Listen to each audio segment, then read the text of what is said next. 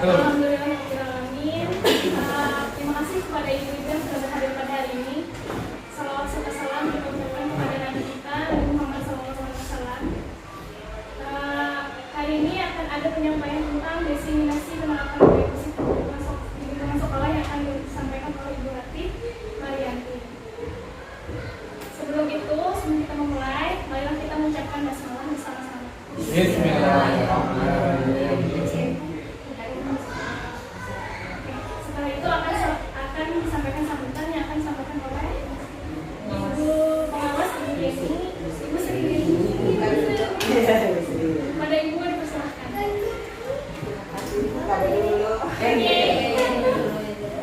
Assalamualaikum warahmatullahi wabarakatuh. Waalaikumsalam.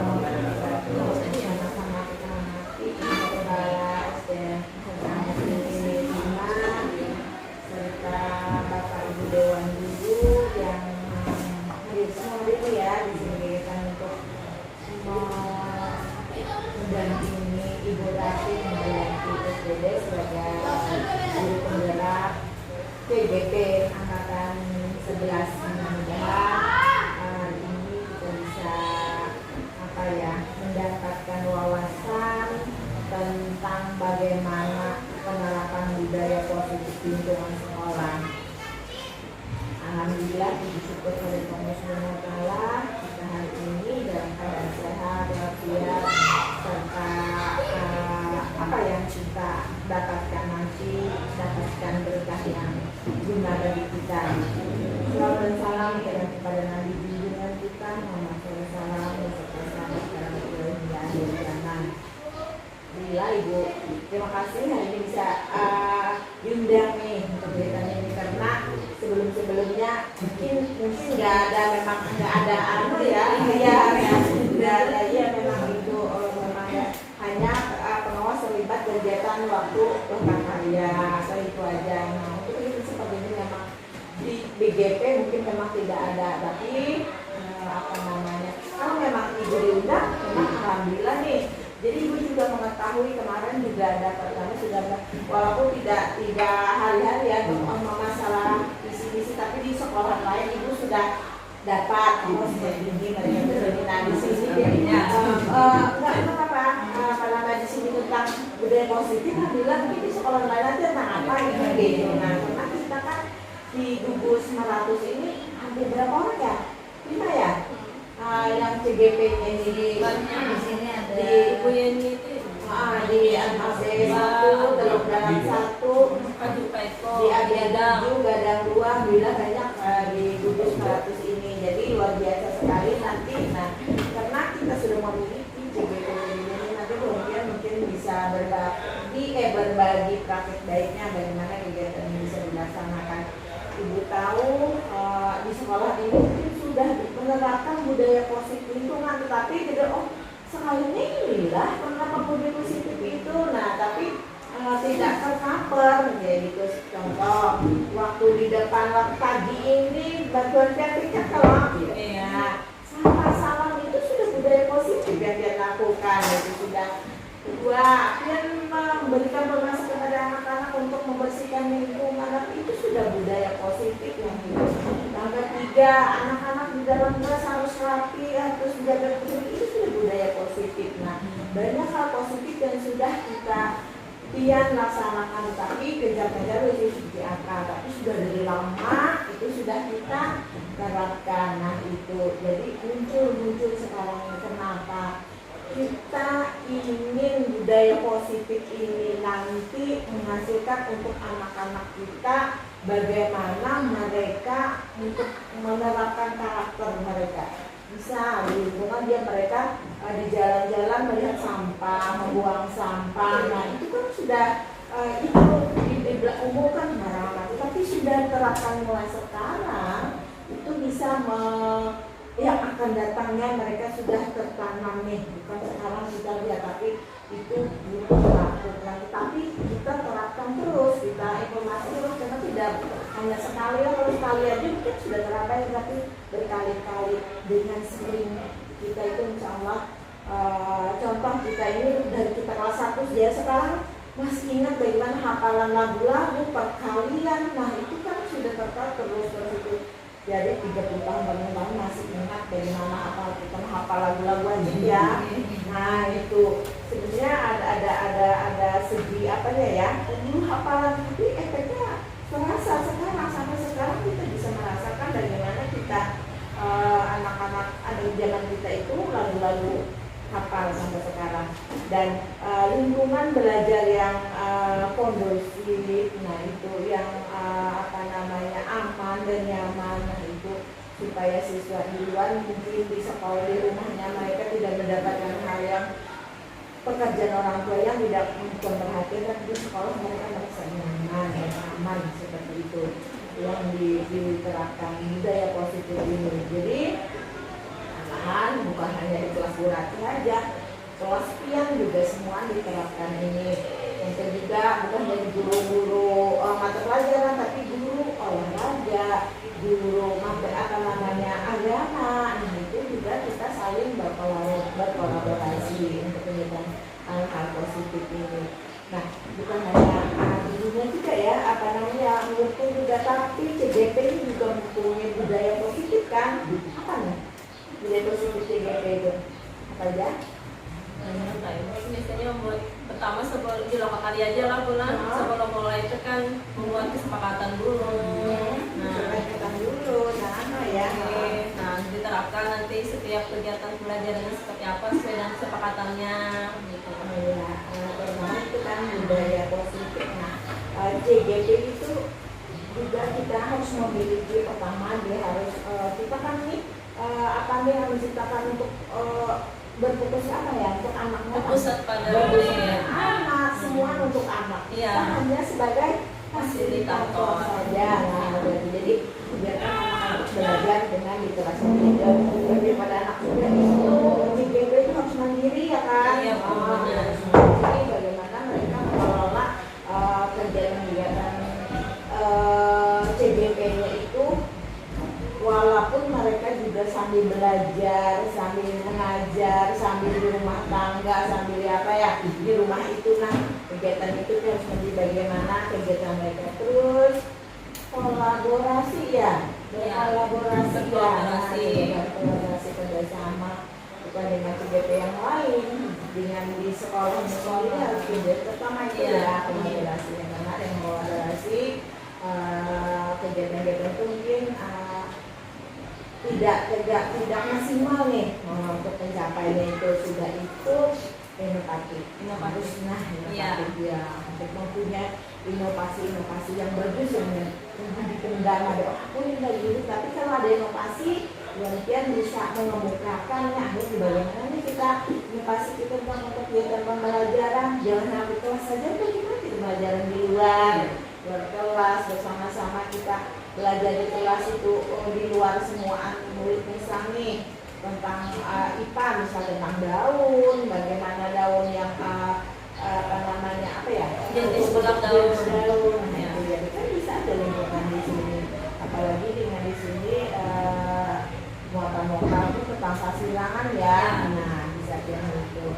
Oke, ini aja Ibu sampaikan, mudah-mudahan penerapan dari ini kita perdalam lagi, walaupun ini sudah melakukan itu sudah ada di sekolahan kita. Nah memang tidak tahu apa sih yang positif itu, budaya positif itu, tapi sudah terlaksana dengan baik. Satu lagi itu karakter anak. Bagaimana ibu sudah kesini, sudah merasakan kalau muncul misal ibu datang mereka bersalaman, mereka Bu apa kabar Bu, alhamdulillah ibaratnya terlihat sudah nih rasa sampai salam mereka sudah ada di masuk. Jadi ibu yang bisa melihat itu, nah mereka mampir ibu, mereka tanya sama ibu, nah itu sudah terpaksa sendiri anak-anak. Nah apalagi sambil lihat ambil sampah kalau ada anak, nah itu kan kita sambil memberikan ibu jangan masa berebut dan ambil sampah katanya itu. Jadi jangan diamkan kelihatan sampah jadi sampah, tapi kita anak jadi mati, anak ambil sampahnya jadi terus itu digunakan hanya sekali kita memberikan, tapi mau ada sampah buanglah, ada sampah buanglah. Nah jadi cinta rasa kebersihan mereka itu tertanam di situ. Jadi lama-lama mereka sudah tidak pendidikan kita di SD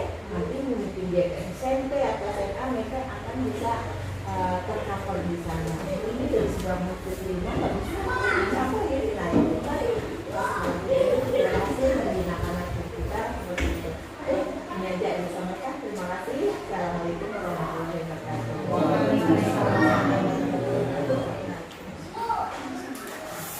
Terima kasih kepada Ibu Pengawas sambutannya yang sangat menginspirasi. Kemudian kita langsung saja ke penyampaian yang akan disampaikan Ibu Radmawati. Pada Ibu disilakan. Assalamualaikum warahmatullahi wabarakatuh. Terima kasih atas kehadirannya hari ini ya dalam kegiatan diseminasi penerapan budaya positif di lingkungan sekolah. Adapun tujuan pembelajaran kita hari ini adalah melalui materi nanti kita dapat memahami konsep inti budaya positif itu apa. Kemudian melalui kegiatan diskusi kita dapat membuat keyakinan kelas dan diharapkan dapat diterapkan di masing-masing kelas. Kemudian melalui kegiatan diskusi juga kita dapat memperhatikan segitiga restitusi dalam penyelesaian permasalahan bullying. Oke. Nah, konsep yang pertama itu adalah bagaimana kita berubah paradigma belajar dari stimulus respon menjadi pendekatan teori kontrol. Nah, misalnya ya, realitas kebutuhan kita sama. Kita memandang bahwa anak kita itu memiliki kebutuhan yang sama, padahal anak itu memiliki kebutuhan yang berbeda. Kemudian, semua orang melihat hal yang sama. Kita ubah paradigma itu bahwa setiap orang itu memiliki gambaran yang berbeda. Ya, anak memiliki pemikirannya masing-masing. Kemudian, kita mencoba mengubah orang agar berpandangan sama dengan kita. Kita ubah paradigma ini menjadi kita berusaha memahami apa pandangan orang lain tentang dunia ini.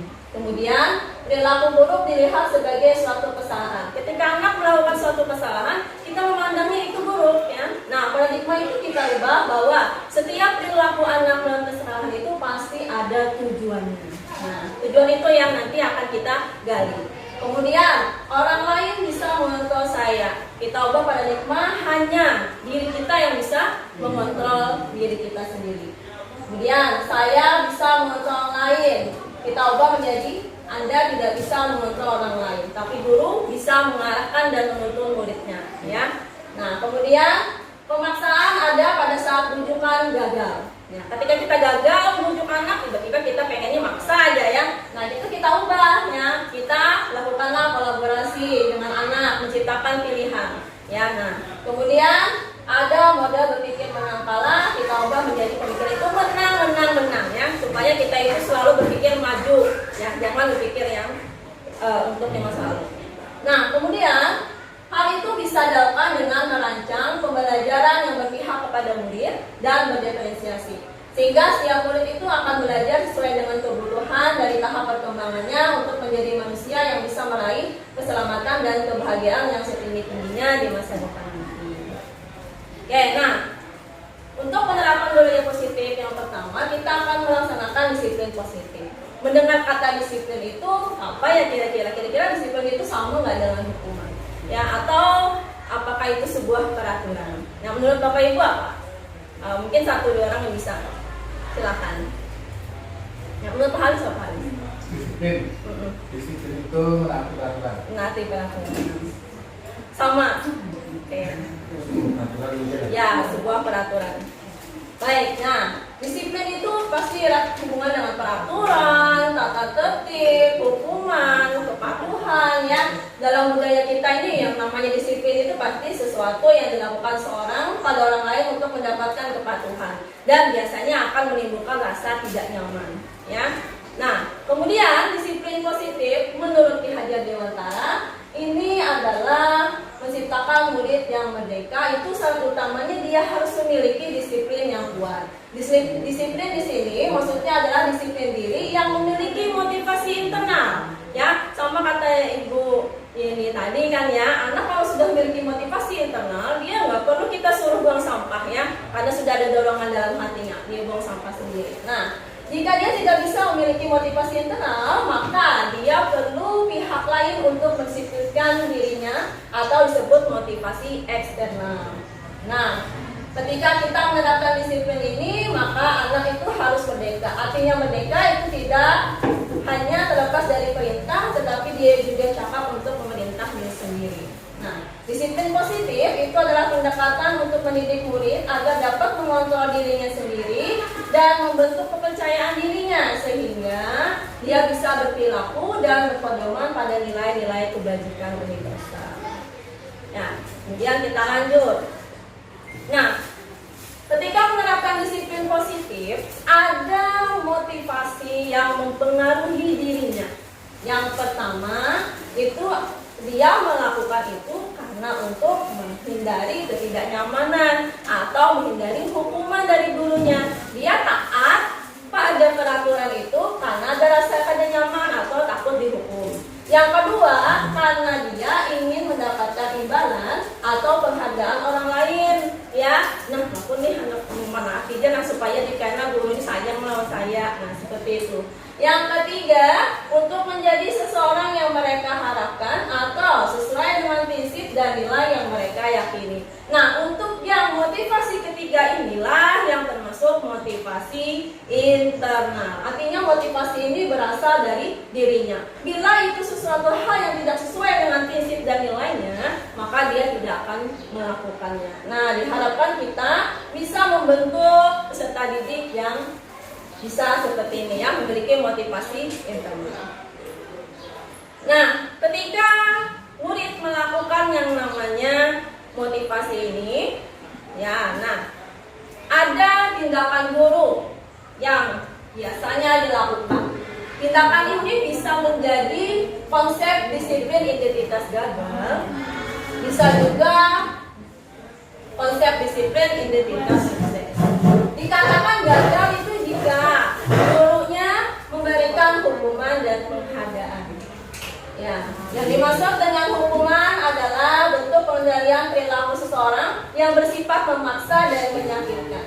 Sedangkan penghargaan adalah bentuk pengendalian perilaku seseorang dengan suatu imbalan benda atau peristiwa yang diinginkan. Itu yang gagal. Kemudian dikatakan sukses jika si guru itu dia menerapkan yang namanya konsekuensi dan restitusi. Yang dimaksud dengan konsekuensi itu adalah bentuk pengendalian perilaku seorang yang membutuhkan proses stimulus respon. Sedangkan restitusi itu adalah proses menciptakan kondisi murid untuk memperbaiki kesalahannya sehingga mereka bisa kembali pada kelompoknya dengan karakter yang lebih kuat. Oke, nah ini bisa kita lihatnya. Pada tabel ini kita bisa melihat antara hukuman, konsekuensi, dan restitusi. Hukuman dibuat oleh guru, konsekuensi itu dibuat oleh anak, dan restitusi juga dibuat oleh anak. Hukuman kebanyakannya adalah menyakitkan, ya, sedangkan konsekuensi ini adalah membantu guru menyatakan peraturan. Restitusi ini adalah menguatkan dengan menyebutkan keyakinan kelas. Dampaknya pada hukuman pasti anak marah, merasa bersalah, rendah diri, dan mengasingkan dirinya. Sedangkan ketika kita memberikan konsekuensi, dia pasti kehilangan hak, kemudian adanya penahanan, waktu jeda. Kemudian ketika restitusi, maka anak tidak kehilangan waktu dan kemudian bersemangat untuk memperbaiki dirinya. Oke, kemudian hukuman dan penghargaan, ya. Hukuman itu dia bersifat satu arah. Dari pihak guru yang memberikan dan murid hanya menerima suatu hukuman tanpa melalui suatu kesepakatan atau pengarahan dari pihak guru, baik sebelum atau sesudahnya. Hukuman yang diberikan bisa berupa fisik maupun psikisnya. Murid anak disakiti oleh suatu perbuatan atau kata-kata. Sedangkan konsekuensi itu dia sudah terencana, sudah disepakati, sudah dibahas dan disetujui oleh murid dan guru. Ya, umumnya bentuk konsekuensi dibuat oleh pihak guru dan sekolah dan murid sudah mengetahui sebelumnya. Jika dia salah, maka dia bisa melakukan konsekuensi yang diterima. Nah, kemudian dihukum oleh penghargaan. Kenapa penghargaan itu bisa membuat hukuman pada murid? Karena penghargaan itu bisa memberikan dampak jangka pendek dan jangka panjang yang membuat tidak lagi efektif dilakukan. Kemudian dapat merusak hubungan, mengurangi ketepatan, menurunkan kualitas, mematikan kreativitas, merasa dihukum karena tidak sesuai ekspektasi. Ketika dia belajar harus hendak dapat ranking 1, tiba-tiba dia jadi ranking 2. Lalu timbullah rasanya dia merasa dihukum karena tidak sesuai dengan ekspektasinya. Ya, kemudian jika kita memberikan penghargaan kepada seorang anak pada saat dia sedang merasa bangga dengan pencapaiannya, maka kita akan mengambil kegembiraan yang saat itu sedang ia alami. Nah, ini adalah termasuk motivasi intrinsik. Oke. Nah, di sini ada kuis. Ini bisa dilihat ya, sekalian Ulun mau berbagi ini kuisnya Ulun buat di Wordle. Nah, kita bisa melihat ini apakah termasuk hukuman atau konsekuensi. Mencatat 100 kali di dalam buku kalimat saya tidak akan terlambat lagi karena terlambat ke sekolah. Menurut Bapak Ibu hukuman atau konsekuensi? Hukuman. Nah, itu konsekuensi. Ya, lanjut. Lari mengelilingi lapangan basket 2 kali karena terlambat hadir. Hukuman. Ya. Iya dong. Kemudian membersihkan coretan yang dibuatnya di meja tulis berarti konsekuensi, ya, karena dia sudah. Kemudian murid diminta untuk push up 15 kali karena tidak pakai masker. Hukuman. Oke, kemudian menggantikan kertas tugas teman yang telah dicoret. Konsekuensi. Nah, kemudian berjemur di lapangan basket pukul 12 siang karena ngobrol dengan teman. Hukuman. Nah, oke, lanjut. Murid diminta bertelanjang kaki sepanjang hari karena tidak menggunakan sepatu warna hitam. Berarti hukuman. Oke, lanjut. Berdiri di depan kelas sambil mengangkat 1 kaki karena tidak bisa jawab pertanyaan. Hukuman. Oke, lanjut. Kehilangan 10 menit jam istirahat untuk mengerjakan tugas karena terlambat datang dan tertinggal pelajaran. Konsekuensi ya, karena dia terlambat. Oke, kita lanjut. Duduk di bangku di pinggir lapangan pada jam istirahat, tidak diizinkan bermain oleh guru piket karena mencederai teman saat bermain di lapangan. Hukuman apa konsekuensi? Hukuman. Oke. Konsekuensi karena dia ganggu temannya. Iya, cederai temannya. Oke, terlambat hadir di pembelajaran dari 15 menit dan diminta untuk tinggal 15 menit sesudah kelas selesai untuk membahas ketertinggalan pembelajaran. Konsekuensi atau hukuman? Konsekuensi. Oke. Nah, kemudian lari keliling lapangan basket 2 kali karena terlambat 10 menit untuk pelajaran pejok. Konsekuensi atau hukuman? Iya lari. Ya berarti karena dia di pelajaran pejok. Kalau pelajaran matematika nggak cocok ya. Nah itu bersihkan WC. Nah ini karena matahkan pensil. Berarti konsekuensi atau hukuman? Jangan kayak ini pasti hukuman. Ya. Ya. Oke, nah itu tadi ya. Salah 2 ya, soalnya ada 13. Oke, nah ketika anak melakukan sesuatu berarti ada kebutuhannya yang tidak terpenuhi. Apa saja sih kebutuhan manusia itu? Coba kita lihat. Ya, iya. Kebutuhan yang pertama itu adalah bertahan hidup, ya, meliputi pangan, sandang, papan. Dia perlu makan, perlu pakaian, dan perlu tempat tinggal. Kemudian yang kedua adalah kebutuhan cinta dan kasih sayang, ya. Kurang cinta dan kasih sayang juga malas jadinya, ya. Ya, seperti hubungan dengan orang tua, hubungan dengan pasangan, ya, hubungan dengan kawan, dan hubungan dengan Kemudian yang ketiga adalah kebutuhan penguasaan, ya, meliputi rasa ingin dihargai, didengarkan, diakui, dan memiliki harga diri. Lalu kebutuhan akan kebebasan, meliputi kemandirian, kemudian memiliki pilihan dan mampu mengendalikan arah hidup seseorang. Kemudian yang terakhir adalah kebutuhan kesenangan, ya. Tentu saja manusia itu perlu yang namanya healing atau hiburan. Ya, kalau tidak ya langsung stres. Sabtu.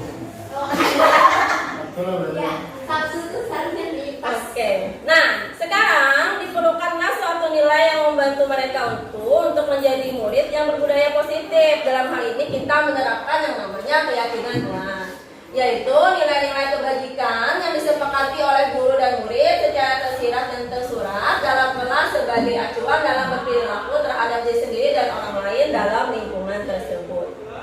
Oke, nah ini adalah potret keyakinan kelas yang saya buat ketika di kelas. Jadi yang pertama, bagian pojok itu adalah yang ini adalah aturan dulunya, tidak boleh apa misalnya. Kemudian diubah menjadi kalimat yang positif. Kemudian nilai apa yang ditanamkan dan konsekuensi apa yang disepakati jika terjadi pelanggaran. Ya. Kemudian mari kita bikin keyakinan kelas kita. Ya.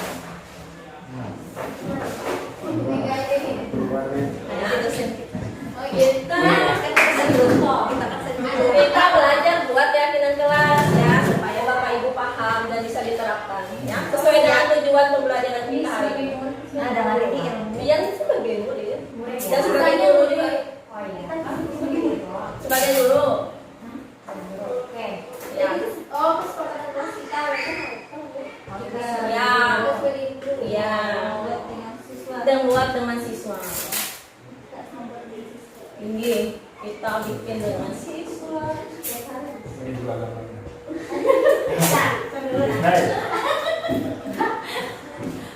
Hai. Ada tidak ada yang masalah, ya. Kita di sini saling berbagi, saling belajar, dan mudah-mudahan bisa diterapkan di kelas masing-masing. Oke, nah ini ada sticky notes, namanya sticky notes.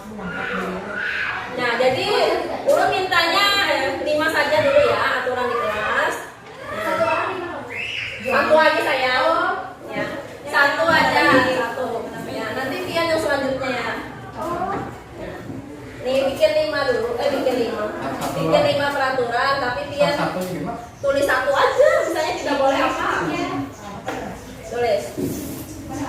Misalnya tidak boleh lagi dilarang apa, terserah misalnya. Ya, yang pengen Bapak Ibu buat di kelas. Lalu minta tempelkan di sini.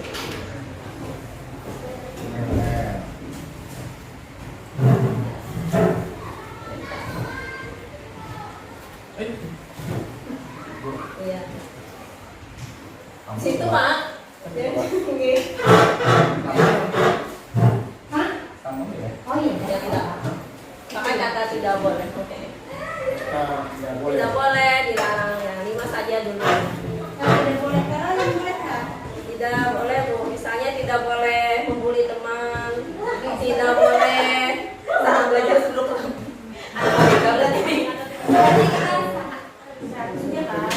Satu aja, Bu. Satu saja. Mau ke 10-nya, boleh juga sih. Nah.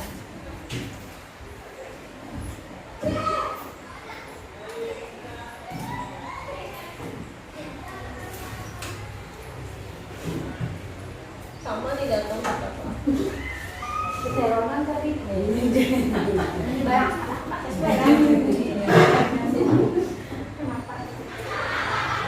Sama lagi aja, kita yang sama. Tidak boleh apa misalnya.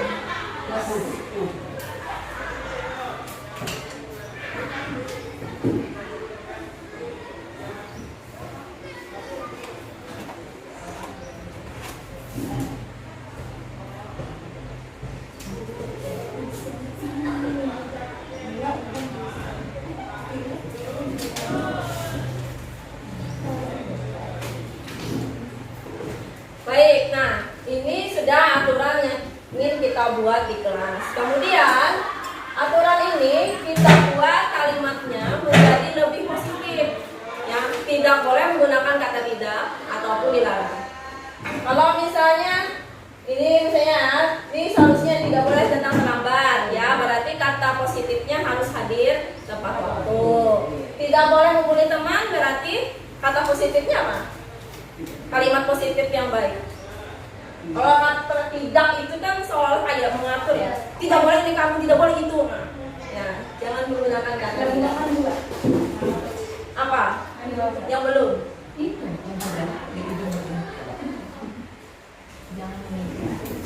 Jangan pakai kata tidak. Tidak membuli. Tidak membuli teman. Tapi kata-kata yang positif.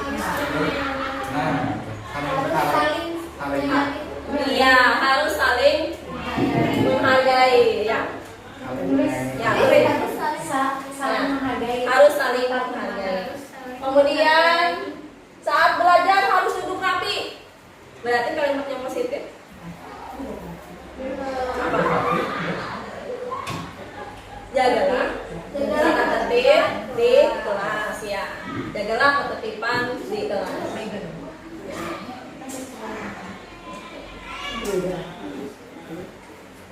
Kemudian tidak boleh berkata buruk. Tidak boleh berkata buruk. Ayo Bu. Kali baik. Ya. Tulis. Biar ikut tempel. Ya. Ayo berkata sopan. Berkatalah dengan sopan. Tempel biar. Yang belum biar tempel Bu. Biar ada ini.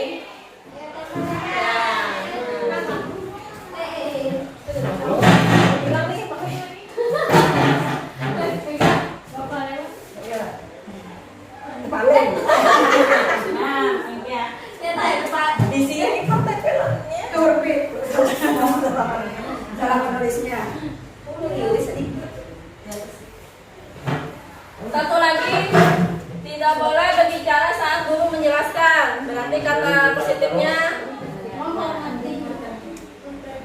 Perhatikan. Niki, Peke.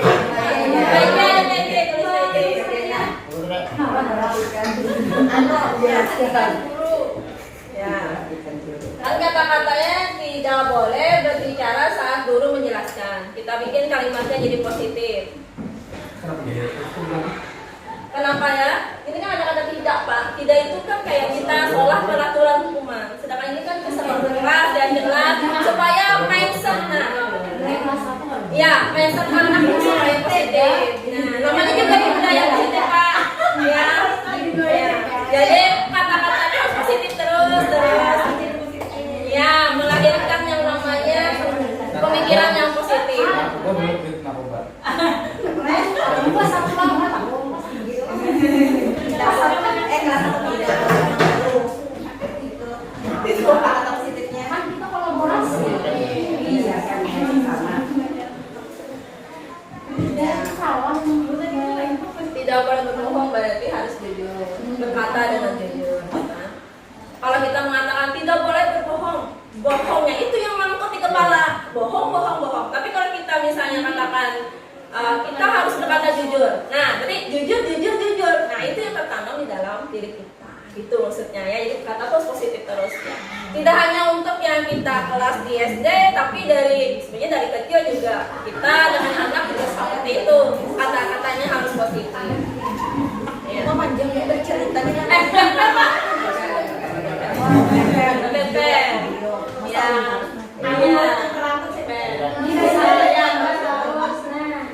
pemanjangnya kurang. Ke bawah kurang. Paling berjalan Tulis toh. tulisannya itu SL. Nah, sudah kita bikin kalimat yang positif. Sekarang kita tanya, apa nilai yang tertanam pada keyakinan ini? Nah, yang pertama, jagalah ketertiban di kelas. Berarti nilai apa yang ditanamkan? Nilai apa?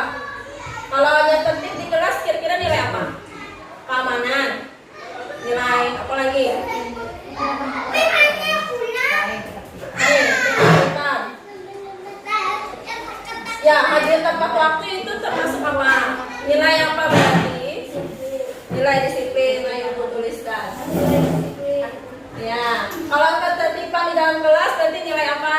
Keamanan. Keamanan. Oke. Kemudian saling menghargai berarti nilai? Iya, menghormati orang lain. Oke. Harus saling menghargai teman juga sama, ya. Berkata sopan berarti adalah nilai apa Pak? Iya sih.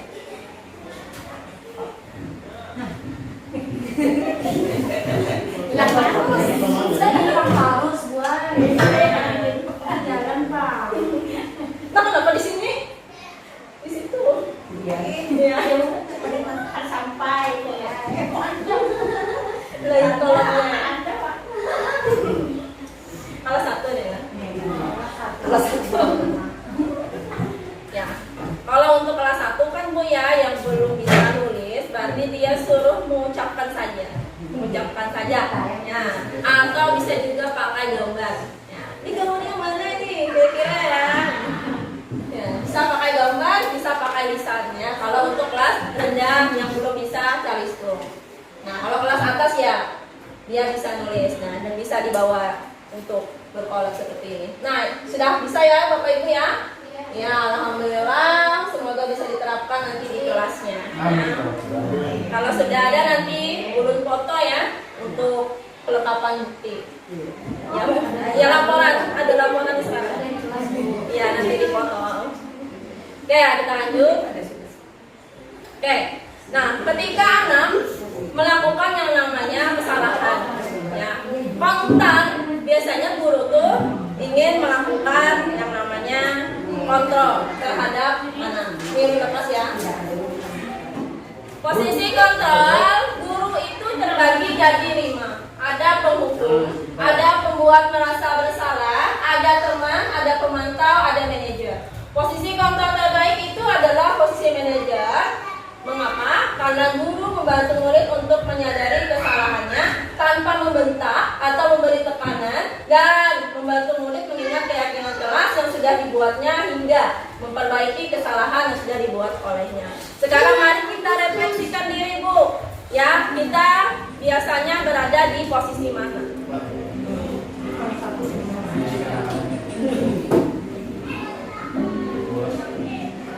Naren. Sini kamu. Ini adalah posisi kontrol penghukum ya. Selalu terlambat. Kamu deh pasti terlambat. Aku, saya, Apa? Apa coba? Alasan kamu apa nih? Kapan sih kamu tidak terlambat? Malas sekali ya kamu jadi anak. saya, Dasar malas. Yang kapok sih kamu. Sudah berapa kali terlambat? Sana, kamu keliling lapangan basket. kenapa saya harus keliling basket, Bu? Kenapa? Kamu melawan ibu? Berani-beraninya jawab. Sudah terlambat, masih berani jawab pula. Sekarang, keliling lapangan basket 5 kali sekalian. Biar kapok. Cepat. Pergi sana ke lapangan basket. Oke, ini adalah posisi kontrol penghukum ya. Nah, pada posisi kontrol penghukum, seorang penghukum bisa biasanya menggunakan hukuman fisik atau verbal. Orang yang menjalankan posisi penghukum biasanya mengatakan bahwa sekolah merupakan sistem ya, dan kata-kata yang dilontarkan biasanya patuhi aturan saya, awas kamu ya, kamu insya Allah aja salah ya. Nah, selalu aja. Nah, seperti itu ya, dengan nada suara tinggi, mata melotot ya, menunjuk-nunjuk ya. Nah, itu adalah posisi penghukum. Hasilnya apa? Ya, ketika guru seperti itu, maka akan menjadikan murid pemarah, pendendam, atau bersifat agresif. Bisa jadi sudah kembali duduk, maka murid itu akan kembali lagi untuk melakukan hal itu. Ya, nah lebih buruk lagi takutnya murid yang merasa dirinya tadi ada punya dendam, maka mobil atau motor bapak ibunya akan digores pakai paku ya. Nah itu, ya itu adalah untuk Itu bahari bulan. ya. 3 hari ke depan Pak. Ya, ya. Oke, kita lanjut ke posisi pembuat merasa bersalah. Ya, silakan kan di Bapak Ibu lihat. Ini adalah posisi contoh pembuat merasa bersalah. Naren,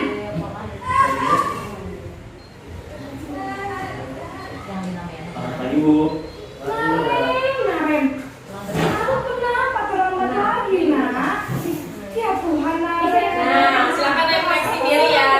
Siapa yang punya Ya. Nanti ibu yang ditegur bapak kepala sekolahnya. Bisa nggak ibu yang minta kamu? Duh, gimana ini? Maaf Bu. Duh, Gusti Naren. Kamu suka ya kalau ibu ditegur bapak kepala sekolah? Terus, sekarang ibu harus tulis apa yang di buku absen? Ini kamu sudah sering terlambat loh. Ibu harus apa coba? Maaf Bu. Maaf sekali. Ya sudah, lain kali jangan bikin ibu susah lagi ya nak ya. Ibu tidak akan kuat lagi kalau kamu begini terus. Bisa jantungan kalau ibu tegur bapak kepala sekolah itu. Ibu bisa jadi merasa bersalah ya. Maaf ya Bu. Maaf sekali.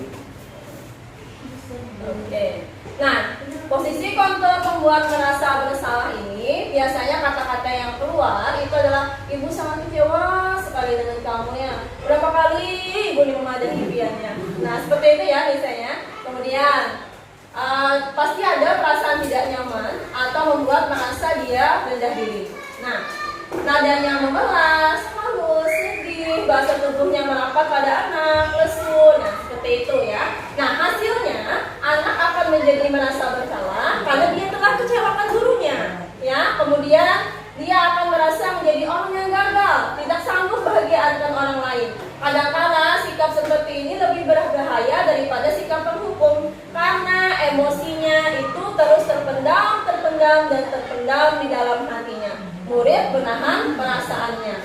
Ya, tidak seperti murid dalam guru penghukum ya, di mana muridnya bisa melupakan amarahnya secara negatif. Murid seperti ini, kalau sudah terpendam, dia meletus, maka dia bisa menyakiti dirinya sendiri. Ya, dia depresi, akhirnya gantung diri.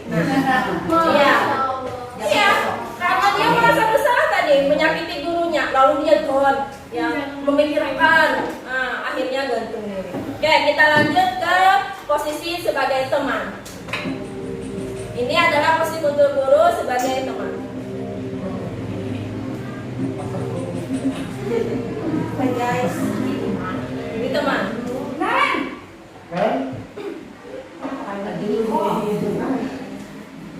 Selamat pagi Bu. wah, sudah jam berapa ini nak? Terlambat lagi ya sayang. Iya Bu. Habis ibu saya lupa membangunkan saya Bu.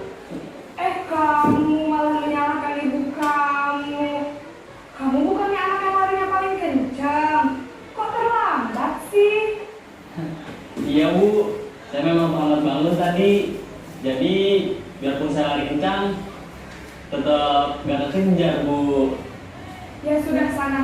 Nanti lain kali larinya lebih kencang lagi ya. Biar gak terlambat lagi. Bikin seneng ibu. Demi ibu. Bisa kan? Bisa lah Bu. Ya sudah sana masuk kelas. Ibu beresin urusan absen kamu. Kamu ini ada-ada saja. Oke, posisi kontrol sebagai teman ini tidak akan menyakiti murid ya, tapi dia berupaya mengontrol murid melalui persuasi. Posisi teman pada guru bisa negatif atau positif. Posisi di sini berupa hubungan baik yang terjalin antara guru dan murid. Guru di posisi teman menggunakan hubungan baik dan humor untuk mempengaruhi seseorang. Biasanya nadanya ramah, akrab, bercanda. Bahasa tubuhnya merapat pada murid, mata dan senyum jenaka. Apa hasilnya jika kita melakukan ini? Maka murid akan merasa senang dan akrab dengan guru. Dampak yang positif. Hanya saja ada lagi sisi negatifnya. Ya, murid menjadi ketergantungan dengan guru. Bila ada masalah, dia selalu mengandalkan guru itu. Nah, untuk membantunya. Akibat lain dari posisi teman, maka dia hanya akan berbuat berbuat sesuatu bila si guru itu yang menyuruhnya. Nah, selain guru itu tidak mau dia, ya, karena dia merasa ketergantungan. Gitu. Oke, kita lanjut ke posisi pemantau atau monitor.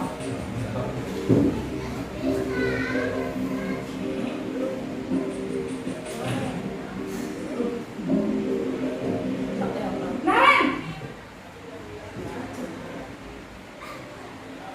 Berkali itu terlalu Selamat pagi Bu. Naren, apa peraturan sekolah kita tentang jam berapa kita harus masuk sekolah, Nak? Kita harus di sekolah jam 7 Bu. Iya betul, sekarang sudah jam 7.20. Naren sudah tahu konsekuensinya jika terlambat hadir. Paham Bu. Saya harus tinggal kelas pas jam istirahat selama 20 menit.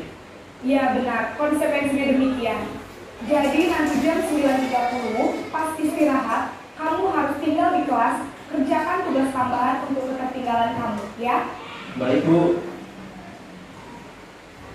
Oke, nah, jadi posisi kontrol pemantau ini pada saat memantau itu artinya mengawasi ya. Sama seperti tadi, ini jam berapa sejenak? Nah, jam 7:20. Masukkan jam berapa? Nah, seperti itu kalau dia sebagai seorang pemantau. Dengan menggunakan sanksi atau konsekuensi, kita dapat memisahkan hubungan pribadi kita dengan murid sebagai seorang yang menjalankan posisi pemantau. Biasanya pertanyaan yang diajukan adalah peraturannya apa?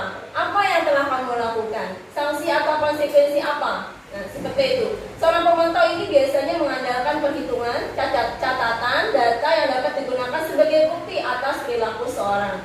Posisi ini akan menggunakan stiker, slip catatan, daftar cek. Posisi pemantau sendiri berawal dari teori stimulus respon yang menunjukkan tanggung jawab guru dalam mengontrol murid. Biasanya nadanya datar, bahasa tubuhnya formal. Hasilnya, murid memahami konsekuensi yang harus dijalankan karena telah melanggar peraturan sekolah. Guru tidak menunjukkan emosi yang berlebihan, menjadi marah atau membuat merasa bersalah. Murid tetap dibuat tidak nyaman karena dia harus tetap tinggal di kelas pada waktu jam istirahat dan mengerjakan tugas. Guru tetap harus memantau murid pada saat mengerjakan tugas di jam istirahat karena murid tidak bisa ditinggal seorang diri. Pada posisi pemantau ini tidak ada yang namanya perbaikan diri atau dia merasa termotivasi internalnya bangkit, nggak ada di sini ya. Di sini dia cuma mengatakan, oh dia tahu bahwa dia salah dan konsekuensi apa yang harus dilakukannya. Nah, kemudian yang terakhir adalah posisi manajer.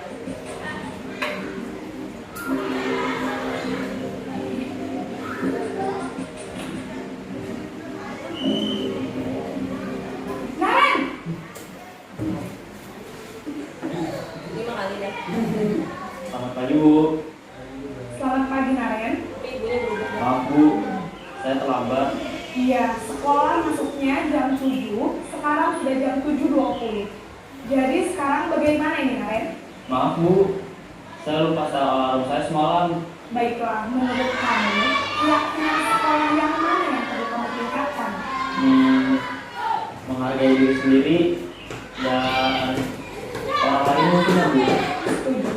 Jadi, apakah Naren meyakini prinsip saling menghormati tersebut? Iya Bu, saya meyakininya. Apakah Naren bersedia memperbaiki masalah keterlambatan ini? Bersedia Bu.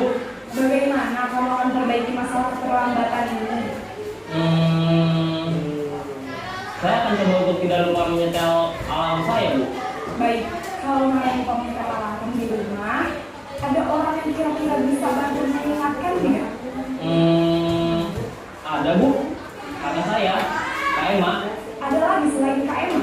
Selain Kak Emma, ada ibu saya. Baik, jadi yang mengingatkan Naren adalah Kak Emma dan Ibu Nadia. Kira-kira akan mulai set alarm kapan nih Naren? Setelah pulang sekolah, akan segera saya lakukan. Baik, jadi Naren akan setel alarm untuk bangun besok pagi dan akan diingatkan oleh kakak dan ibu dan Naren ya.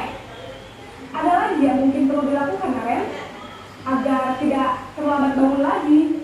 Tidak ada Bu. Baik Naren, terima kasih untuk kerjasama kamu. Sekarang kamu perlu kembali ke kelas untuk belajar. Baik Bu, terima kasih.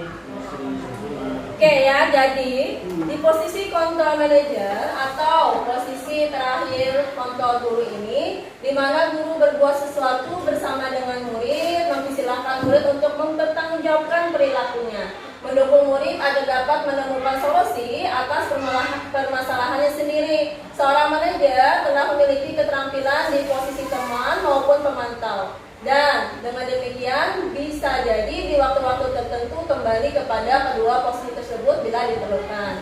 Namun bila kita menginginkan murid-murid kita menjadi manusia yang merdeka, mandiri dan bertanggung jawab, maka kita perlu mengacu kepada restitusi yang dapat menjadi murid kita sebagai seorang manajer bagi dirinya sendiri. Jadi pada posisi content manager itu terjadi yang namanya percakapan murid untuk memperbaiki kesalahan yang telah dibuatnya. Jadi guru tidak menentukan ya, dia sendiri yang mengatakan dia bisa bagaimana cara dia mengubah perilakunya ya, seperti itu. Nah, posisi manajer maka suara guru tulus, tidak marah, tidak meninggikan suara, apalagi menunjuk murid berkaca pinggang atau bersikap seolah-olah menyesal, tampak sedih akan perbuatan murid atau bersedia gerak. Oke, nah fokus pada murid bukan untuk membiarkan guru atau orang tua. Murid sudah mengetahui adanya suatu masalah dan sesuatu perlu terjadi. Bila guru mengambil posisi pemantau, guru akan melihat apa konsekuensi dalam peraturannya. Namun pada posisi manajer, guru akan mengembalikan tanggung jawab pada murid untuk mencari jalan keluar permasalahannya, tentu dengan bimbingan guru ya melalui yang namanya dalam segitiga restitusi.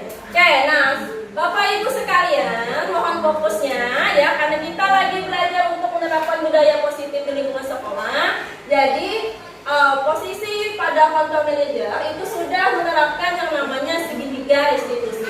Apa itu segitiga restitusi? Segitiga restitusi itu adalah proses dialog yang dijalankan oleh guru atau orang tua agar dapat menghasilkan murid yang mandiri dan bertanggung jawab. Jadi yang melakukan restitusi itu tidak hanya guru, tapi juga orang tua. Orang tua tidak boleh juga langsung menghukum ya, tapi ditanya dulu alasannya apa, kemudian bagaimana caranya dia untuk memperbaiki kesalahannya itu. Nah, yang langkahnya ada 3. Kemudian pertama, menstabilkan identitasnya, melakukan hal yang terbaik yang bisa dilakukan. Yang kedua, memvalidasi tindakan yang salah, karena setiap kesalahan itu pasti ada alasannya. Kemudian yang terakhir barulah menanyakan keyakinan ya, karena kita semua pasti memiliki yang namanya motivasi internal. Pada posisi manajer, guru tidak berperan sebagai pengatur perilaku muridnya, melainkan guru sebagai pembimbing muridnya agar bisa mengatur dirinya menjadi pribadi dengan karakter yang lebih kuat lagi. Disinilah konsep disiplin identitas sukses diterapkan melalui restitusi yang memiliki 3 tahapan. Yang pertama adalah menstabilkan identitas. Kita menyadarkan pada murid bahwa memang anak-anak, setiap orang itu pasti pernah berbuat salah ya. Atau bisa juga kamu itu bukanlah satu-satunya yang pernah melakukan kesalahan ini. Nah, lalu kita memvalidasi tindakan yang salah itu. Nah, oh anak ibu, tentunya kamu berbuat salah itu pasti ada alasannya kan? Apa alasannya? Seperti itu kan ya. Kemudian menurut kamu, apakah perbuatan kamu itu sudah sesuai dengan keyakinan kita? Nah, itu kita memvalidasi. Lalu terakhir kita menanyakan keyakinan. Nah, kira-kira anaknya keyakinan apa yang sudah kita sepakati? Apakah kamu bersedia anak untuk memperbaiki kesalahannya? Iya bu, saya bersedia. Nah, kita tanya lagi, menurut kamu bagaimana nih caranya memperbaiki diri supaya tidak terjadi salah lagi? Menurut saya begini bu. Nah, pada akhirnya murid sendiri ya yang menyelesaikan permasalahannya sendiri. Nah, itulah proses segitiga restitusi. Jadi tidak ada yang namanya murid merasa bersalah atau mendapatkan tekanan, tapi dia kembali semangat untuk memperbaiki dirinya agar muncul yang namanya motivasi internal tadi. Oke, sekarang mari kita melakukan praktik segitiga restitusi.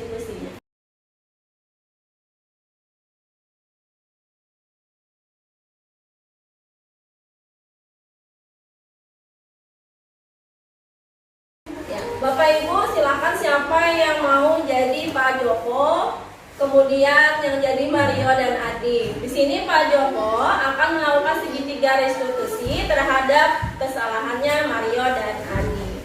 Ya. Ya. Oke.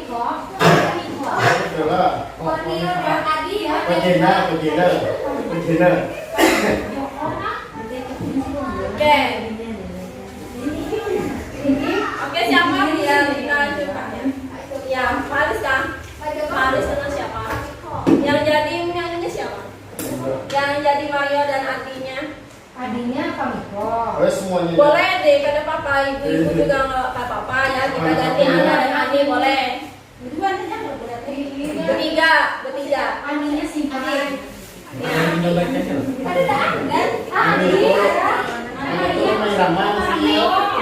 Ya, tapi Pak ke depan Pak. Ayo lihat barista. Kedua, yang kedua. Iya, memang harus nyari. Satu lagi. Ini jadi Pak Joko. Oke ya. Sekarang mari kita praktekkan segitiga restitusinya. Silakan. Maria dan Ani, Bapak dengar laporan dari Ayo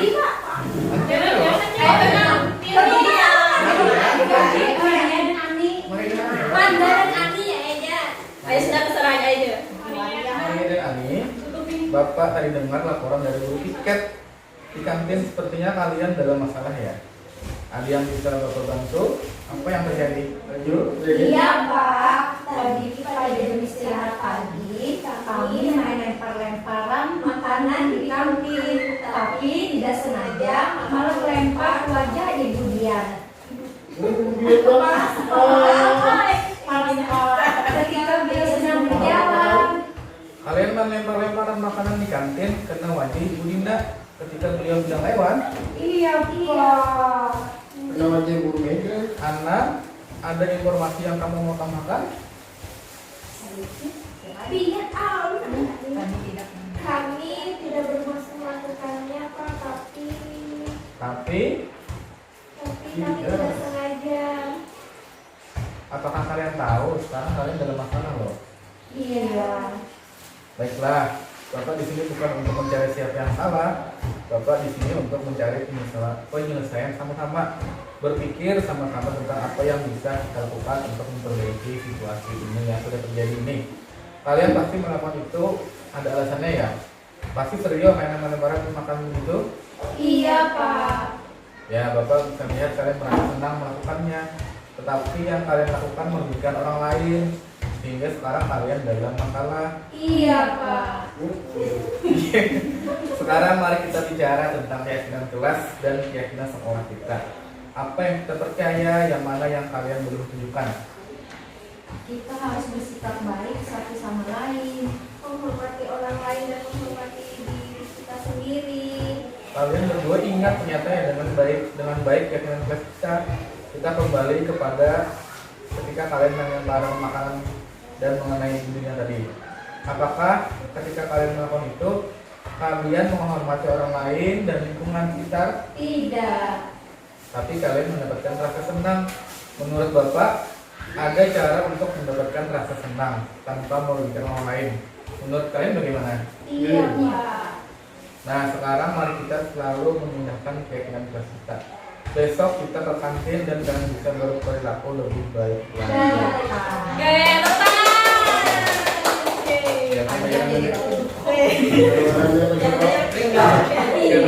teman. Ya, Ya, terima kasih ya kepada Bapak dan Ibu yang sudah melakukan praktik segitiga restitusi. Nah, begitulah ya gambaran praktik segitiga restitusi yang akan kita lakukan jika ada murid melakukan kesalahan. Nah, oke.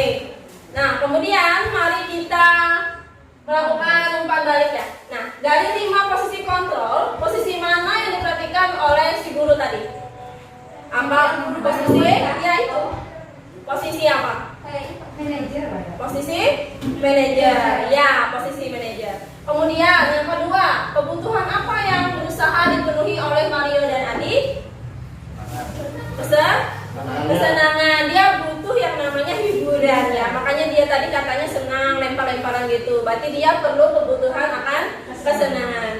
Kemudian apa yang dikatakan guru dalam tahap menstabilkan identitas?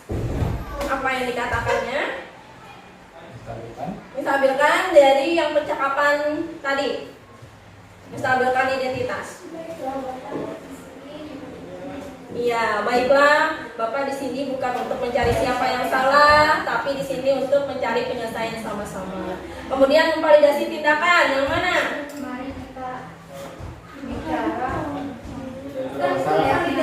Ya, memvalidasi tindakan. Yang mana? Kayak alasan berarti. Oke, tanyakan alasan.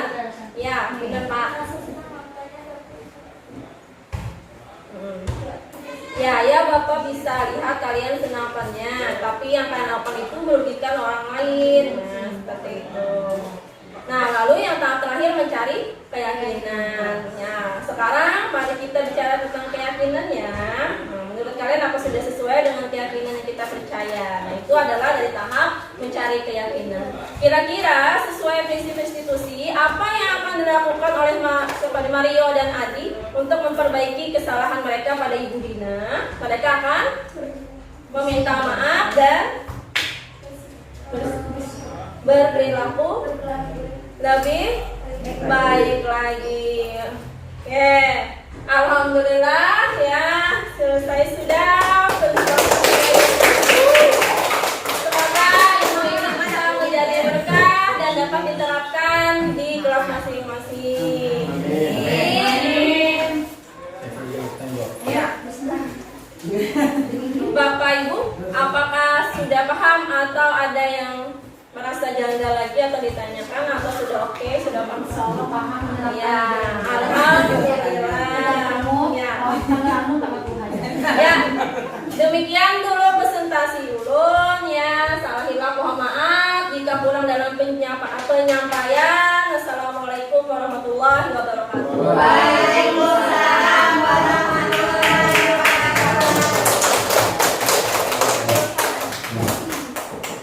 baik, terima kasih. Terima kasih pada Ibu Rati. Selanjutnya pembarik yang akan disampaikan oleh Ibu. Terima kasih. Terus atau apa judulnya? Judulnya geser. Ya, terima kasih. Alhamdulillah kita sudah melihat bagaimana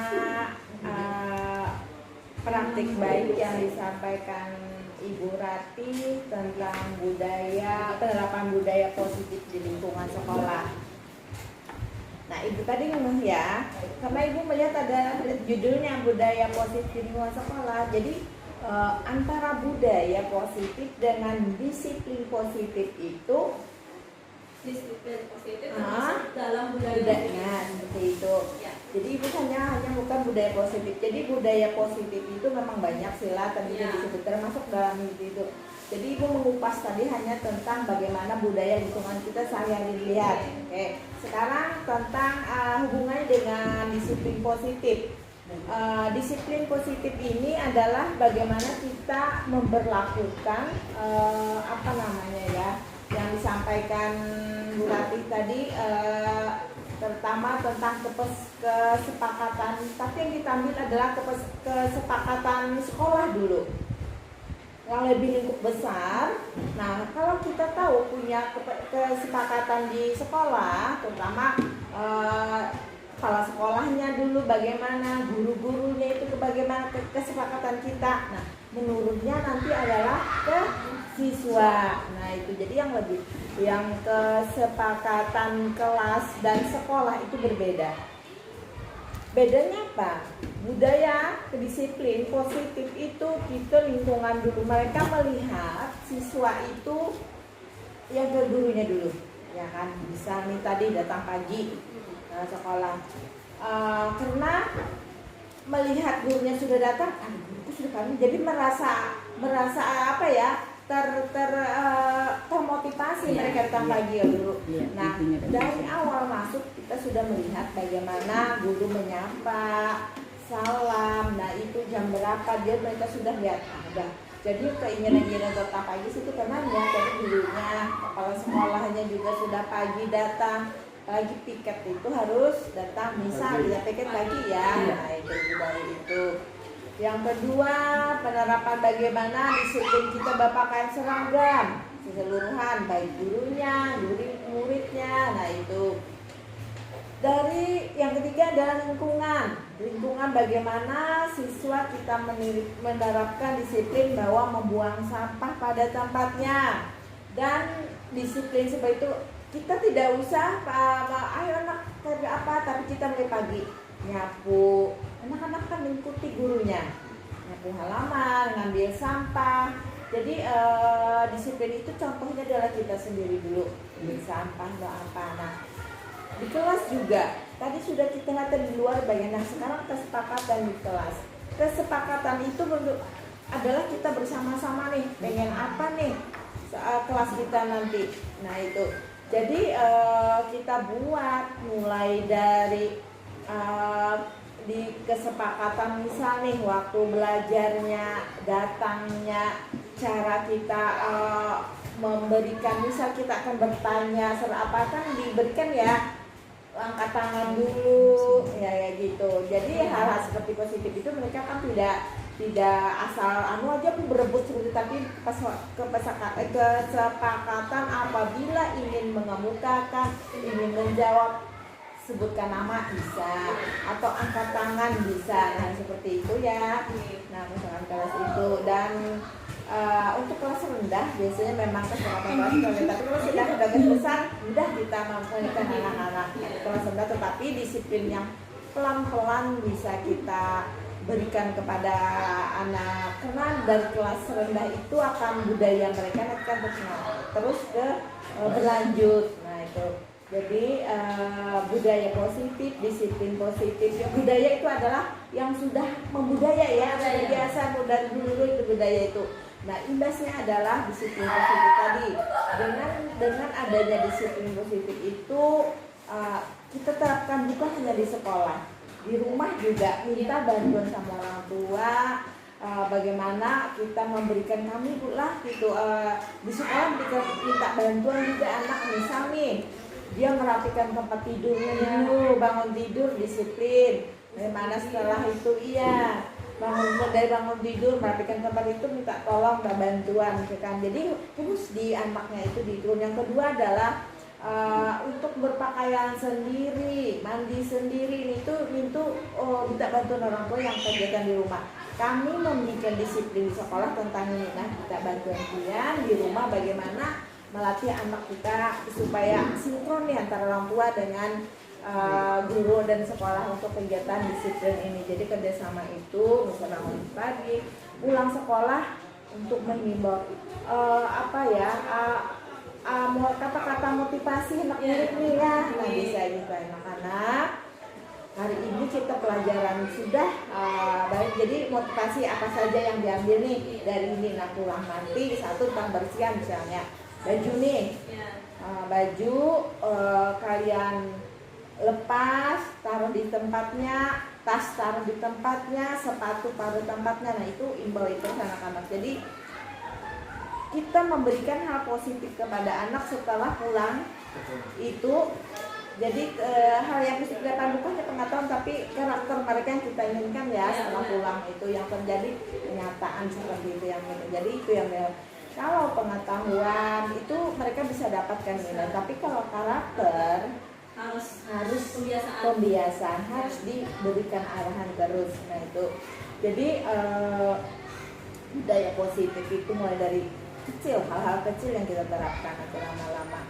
Memang kita sebagai guru minyak jar orang lah memberikan informasi dari itu, tapi dengan itu akan terngiang terus di hati mereka. Tadi sudah katakan tadi hal yang positif yang harus diungkapkan kepada siswa. Jadi positif tadi, jangan kata tidak atau jangan itu. Jadi yang kata-kata yang positif yang harus kita berikan kepada anak-anak termotivasi hal yang baik, jujur nak ya tiap hari kita. Satu, bukan hanya keuangan aja jujur, tapi kita jujur dalam bersikap. Misal nih, kita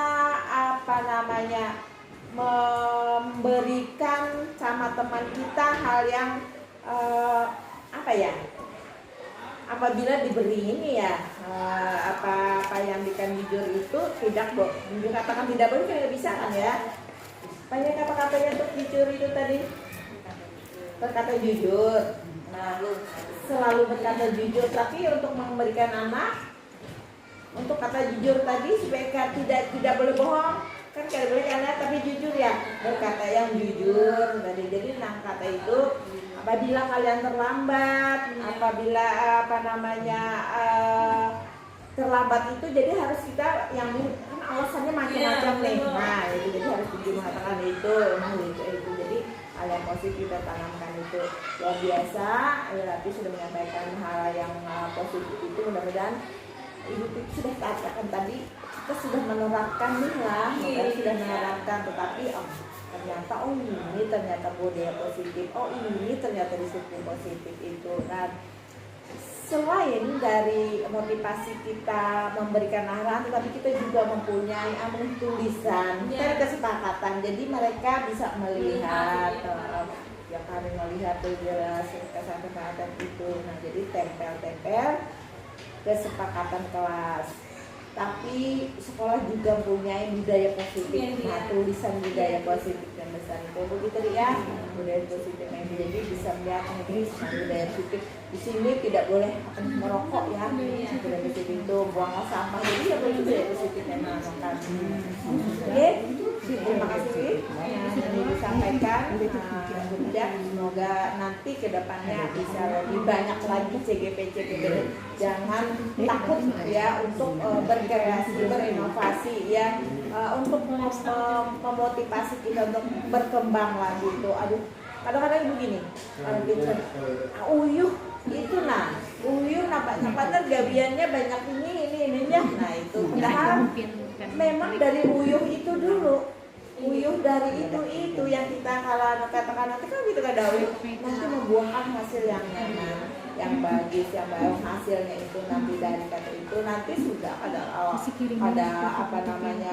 memberikan pembelajaran itu yang bagus lagi sudah, karena kita sudah mempunyai background. Nah, untuk hal itu ya, mudah-mudahan Bapak Ibu yang lain bisa menyusul liburan ini. Nah, luar biasa. Iya. Kalau wali kelasnya gimana? Iya, ya mantap. Yang datang boleh bisa. ke atas itu. Oke, terima kasih Bu Rasi, Bu Fitri, terima kasih Bapak Ibu dan guru yang lainnya untuk datang belajar. Walaupun tidak jadi GGP, tapi pian bisa terimbas nih di kita belajar. Ya, terima kasih. Assalamualaikum warahmatullahi wabarakatuh.